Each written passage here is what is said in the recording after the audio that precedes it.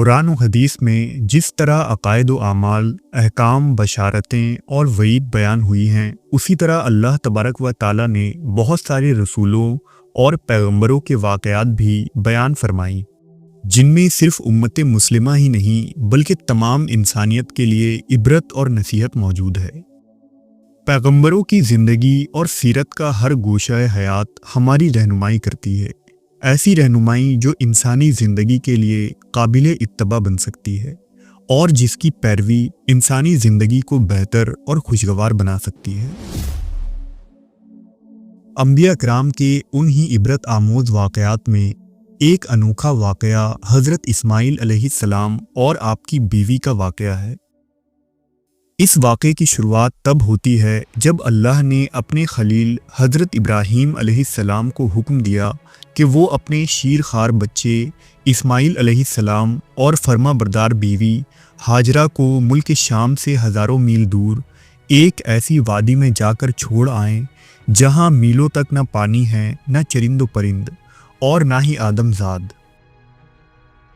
حضرت اسماعیل کی پیدائش تب ہوئی تھی جب ابراہیم علیہ السلام بوڑھے ہو چکے تھے اور بہت آرزوؤں اور تمناؤں کے بعد آپ کے گھر اولاد ہوئی تھی۔ یہی بیٹا آپ کے بڑھاپے کا سہارا تھا، لیکن ابراہیم علیہ السلام کو اللہ کے اس سخت آزمائش سے گزرنا تھا اور حکم الہی کو بجا لانا تھا۔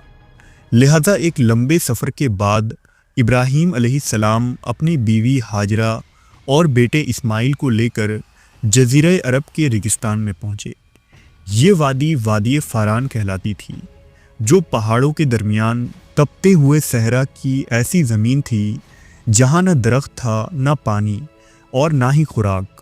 حضرت ابراہیم نے اللہ پر توکل کیا اور دل پر پتھر رکھ کر انہیں یہاں چھوڑ کر واپس شام کی طرف چل پڑے۔ 2 دنوں کے بعد جب کھانے پینے کے سامان اور پانی ختم ہوا تو بھوک و پیاس سے بچہ تڑپنے لگا اور ماں بے چین ہو گئی۔ اس وقت اللہ نے جبرائیل علیہ السلام کے ذریعہ حضرت اسماعیل کے لیے اس بنجر صحرا میں چشمہ جاری کر دیا۔ بی بی ہاجرہ نے اس چشمے کا نام زمزم رکھا، جس سے 24 گھنٹے پانی رواں رہتی تھی۔ حضرت ہاجرہ نے پاس ایک خیمہ نصب کیا اور وہیں قیام کر لیا۔ آپ آس پاس سے کھجوریں توڑ لاتی اور زمزم کا پانی پی کر یہاں گزارا کرتی۔ اس طرح اللہ نے ماں اور بیٹے کے لیے بہترین غذا کا بندوبست کر دیا۔ وقت گزرتا رہا اور حضرت ہاجرہ اور اسماعیل اسی فاران کی وادی میں صبر و شکر کے ساتھ رہنے لگے، لیکن اس سنسان اور بنجر صحرا میں حضرت ہاجرہ خود کو بہت تنہا محسوس کرتی۔ رات کے وقت آپ کو صحرا کی عجیب خاموشی اور ویرانی میں خوف سی محسوس ہوتی۔ ایک دن فاران کے اس بنجر وادی سے ایک کارواں کا گزر ہوا۔ یہ لوگ قبیلہ جرہم کے نیک صفت اور شریف لوگ تھے جو پانی کی تلاش کر رہے تھے۔ انہوں نے دیکھا کہ اس بنجر صحرا میں ایک چشمہ بہہ رہا ہے اور پاس ایک عورت بچے کو لیے بیٹھی ہے۔ لہذا وہ حضرت ہاجرہ کی خدمت میں حاضر ہوئے اور ان سے اجازت مانگی کہ کیا ہم اور ہماری عورتیں یہاں آپ کے ساتھ رہ سکتی ہیں؟ حضرت ہاجرہ بہت خوش ہوئی اور انہیں یہاں آباد ہونے کی اجازت دے دی، اور یوں کچھ ہی عرصے میں دیکھتے ہی دیکھتے یہ سنسان صحرا آباد ہو گیا۔ وقتاً فوقتاً حضرت ابراہیم علیہ السلام شام سے مکہ آتے اور اپنی بیوی اور بیٹے سے ملاقات کرتے، کچھ دن یہاں قیام فرماتے اور پھر واپس شام چلے جاتے تاکہ دعوت دین اور تبلیغ کے کام سر انجام دے۔ یہاں مکہ میں بنی جرہم کے روزی میں اللہ نے خوب برکت دی۔ یہ لوگ حضرت ہاجرہ اور اسماعیل علیہ السلام سے بہت عقیدت و محبت رکھتے تھے۔ حضرت ہاجرہ نے جب بنی جرہم کو یہاں آباد ہونے کی اجازت دی تھی تو یہ شرط رکھی تھی کہ زمزم کا چشمہ ان کی ملکیت اور جائیداد رہے گی۔ لہذا زمزم کا چشمہ اور اس کے ارد گرد کی زمین ہمیشہ حضرت ہاجرہ اور اسماعیل علیہ السلام کے تصرف میں ہی رہی، اور بنی جرہم کبھی آنکھ اٹھا کر بھی ان کی جائیداد کی طرف نہ دیکھتے تھے۔ इससे बीबी हाजरा की शान का भी पता चलता है कि ऐसे सहरा में अपने मासूम बच्चे के साथ अकेली गुजर बसर करना और उस दौर के मुआशरे में कुव्वत के बलबूते पर किसी चीज पर कब्जा कायम रखना कोई आम मामूली बात नहीं है। बनी जुरहुम ये जानते थे कि हाजरा और इस्माइल अल्लाह के चुने हुए बंदे हैं और उन्हें अल्लाह की खुसूसी ताईद हासिल है। इसलिए बनी जुरहुम ने अपनी कुव्वत के बावजूद जमजम और उसके पास की ज़मीन पर कब्जा करने के बजाय हज़रत हाजरा से उसके पानी के इस्तेमाल के लिए इजाज़त ली थी। वक्त गुजरा और मक्का में बहुत सारी कच्ची मकानें बन गई। बनी जुरहुम की आबादी में भी मज़ीद इजाफा हुआ और इस्माइल अलैहिस्सलाम भी जवान हो गए। हज़रत इस्माइल लंबे कद के खूबरू और खूबसूरत शख्स थे जिन्हें देखकर ही उनकी आला नस्ब का अंदाज़ा होता था और नौजवानी में आप पर सबकी नज़रें उठती थी। हज़रत इस्माइल निहायत ही खुश अखलाक, नरम तबीयत और नेक सिफत के मालिक थे जो आपकी वालिदा बीबी हाजरा की तालीम और तरबियत का नतीजा था और पैगंबरों के घराने की शान थी। हज़रत इस्माइल का बनु जुरहम के सरदारों से बहुत दोस्ताना ताल्लुकात कायम हो गए थे और बनी जुरहुम कभी हज़रत इस्माइल को खुद से अलग नहीं समझते थे। हज़रत इस्माइल की मादरी ज़बान अबरानी थी क्योंकि आपके वालिद हज़रत इब्राहीम एक शामी शख्स थे, लेकिन आपने कबीला बनी जुरहुम के लोगों से अरबी ज़बान सीखी। आप बनी जुरहुम में घुल मिल गए और लोग आपसे बहुत अकीदत और मोहब्बत रखते थे। लेकिन एक दिन आपकी वालिदा हज़रत हाजरा वफ़ात पा गई। माँ की जुदाई का इस्माइल अलैहिस्सलाम को बड़ा सदमा पहुंचा। अब आप यहाँ अकेले रह गए। चुनांचा आपने इरादा किया कि अब वालिद के पास मुल्क शाम चले जाएं। लेकिन बनी जुरहुम के लोगों को इस्माइल अलैहिस्सलाम की जुदाई गवारा न थी। बनी जुरहुम ने सोचा कि क्यों ना हज़रत इस्माइल की शादी हमारे कबीले में ही कर दिया जाए ताकि आप मक्का में ही मुस्तकिल सुकूनत इख्तियार कर लें। चुनांचा कबीला बनी जुरहुम में अम्मारा बिनते सईद नामी एक खुश तबीयत और खूबसूरत खातून थी। बनी जुरहुम के लोगों ने इस्माइल अलैहिस्सलाम से निकाह की दरख्वास्त की तो आप निकाह के लिए राज़ी हो गए। इस तरह अम्मारा हज़रत इस्माइल की बीवी बनकर आपके घर आ गई। हज़रत इस्माइल अलैहिस्सलाम का कोई मुस्तकिल ज़रिया माश नहीं था। आप अलैहिस्सलाम रोज़ शिकार के लिए जाया करते और उससे जो कुछ मिलता उसी से गुजर बसर होता था। चूंकि शिकार एक हवाई रोज़ी होती है, लिहाजा कभी शिकार मिलता और कभी न मिलता। चुनांचा कभी कभी फाका भी करने की नौबत आ जाती। एक मर्तबा हज़रत इस्माइल अलैहिस्सलाम शिकार को गए हुए थे। मामूल के मुताबिक हज़रत इब्राहीम अलैहिस्सलाम अपने अहलो अयाल को देखने आए और दरवाजे पर दस्तक दी। बहू ने दरवाज़ा खोला और सलाम किया, लेकिन अम्मारा नहीं जानती थी कि आप हज़रत इस्माइल के वालिद इब्राहीम हैं। इब्राहीम अलैहिस्सलाम ने पूछा, इस्माइल कहाँ हैं? अम्मारा ने जवाब दिया, वो रोज़ी की तलाश में गए हैं। हज़रत इब्राहीम ने बेटे की खैरियत मालूम की और फिर अम्मारा से पूछा कि तुम्हारा गुजारा कैसे होता है।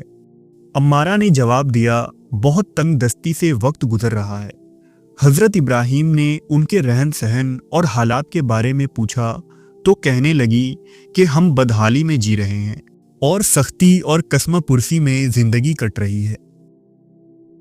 हज़रत इब्राहीम ने अम्मारा की परेशानियों को बगौर सुना और फरमाया, जब तुम्हारा शौहर वापस आए तो उसे मेरा सलाम कहना और उससे कहना कि तुम्हारे घर की चौखट अच्छी नहीं है, इसलिए अपने घर के दरवाजे की चौखट को बदल दो। और फिर इब्राहीम अलैहिस्सलाम वहां से चले गए। अम्मारा हज़रत इब्राहीम की बात ना समझ सकी।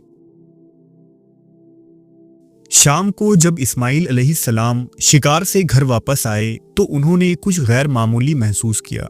उन्होंने अम्मारा से पूछा, क्या कोई आया था? उसने जवाब दिया, जी हाँ, एक फुला फुला सिफत का एक बूढ़ा शख्स यहाँ आया था और मुझसे आपके बारे में पूछ रहा था। मैंने उसे आपकी खबर दी और बताया कि हमारी हालात ज़िंदगी कैसी तंग दस्ती और गुर्बत से कट रही है। یہ سن کر حضرت اسماعیل نے فرمایا، کیا انہوں نے آپ کو کوئی نصیحت کی ہے؟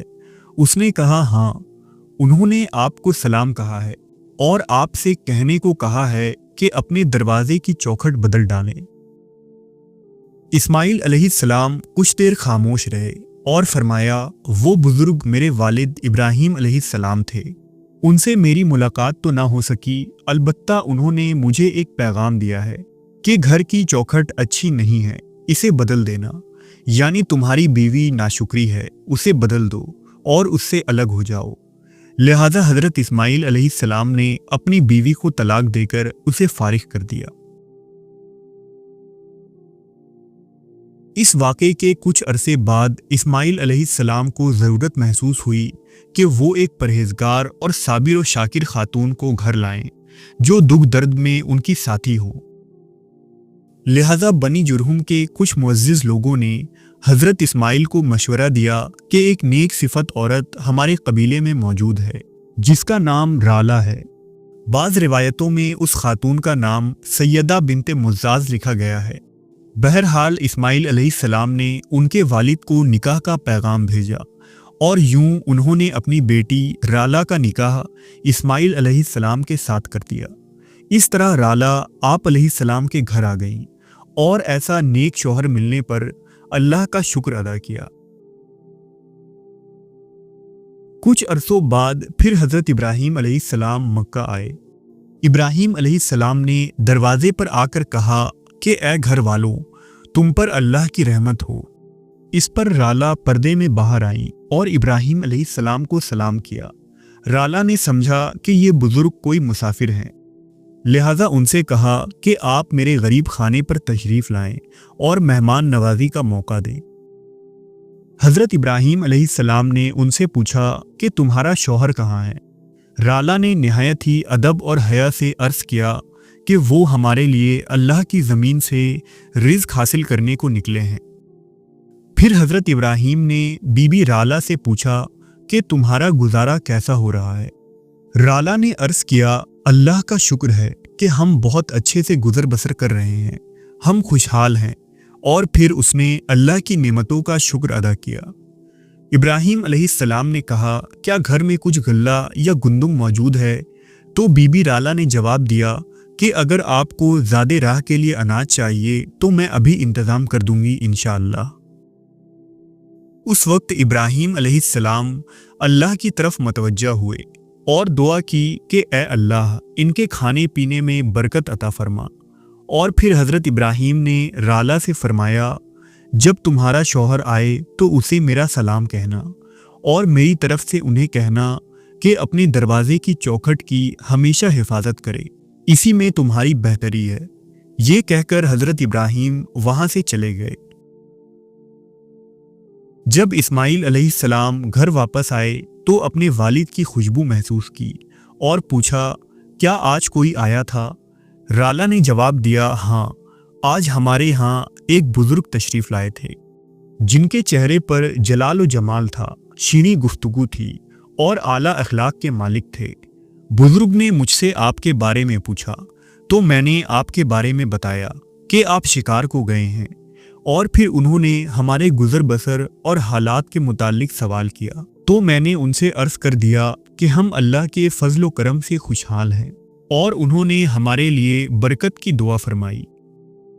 حضرت اسماعیل علیہ السلام نے پوچھا، کیا انہوں نے کچھ نصیحت بھی فرمائی تھی؟ تو رالہ نے جواب دیا، ہاں، وہ آپ کو سلام کہہ رہے تھے اور آپ کو حکم دیا ہے کہ آپ اپنے دروازے کی چوکھٹ کی ہمیشہ حفاظت کریں۔ مسکراتے ہوئے فرمایا، وہ بزرگ میرے والد محترم ابراہیم تھے اور وہ چوکھٹ تم ہو جس کے بارے میں انہوں نے مجھے نصیحت کی ہے کہ اسے زندگی بھر ساتھ رکھنا، کیونکہ تم ایک نیک بیوی ہو۔ بی بی رالہ جرہم قبیلے کی تمام عورتوں میں سب سے زیادہ دیندار اور پاک باز تھی۔ آپ اللہ اور اس کے رسول پر کامل یقین اور توکل رکھتی تھی اور ہر دکھ درد اور زندگی کے اتار چڑھاؤ میں اسماعیل علیہ السلام کا ہمیشہ ساتھ دیا۔ انہیں دنیا کی زیب و زینت سے زیادہ آخرت کی چاہت تھی۔ بی بی رالہ کو یہ احساس تھا کہ وہ ایک ذمہ دار پیغمبر کی بیوی ہیں جنہیں اللہ نے دعوت دین کا کام سونپ کر اس دنیا میں بھیجا ہے، اور ان کی ذمہ داری اس زمین پر توحید کے پیغام کو عام کرنا ہے۔ اس لیے حضرت رالہ ہر حالات اور نازک موڑ پر اسماعیل علیہ السلام کی بہتر ہمسفر ثابت ہوئی۔ چونکہ ابراہیم علیہ السلام نے ان کے لیے برکت کی دعا فرمائی تھی، لہذا اللہ نے ان کی اولادوں میں برکت عطا کی، اور اسماعیل علیہ السلام سے آپ کے ہاں 12 بیٹے اور ایک بیٹی کی ولادت ہوئی۔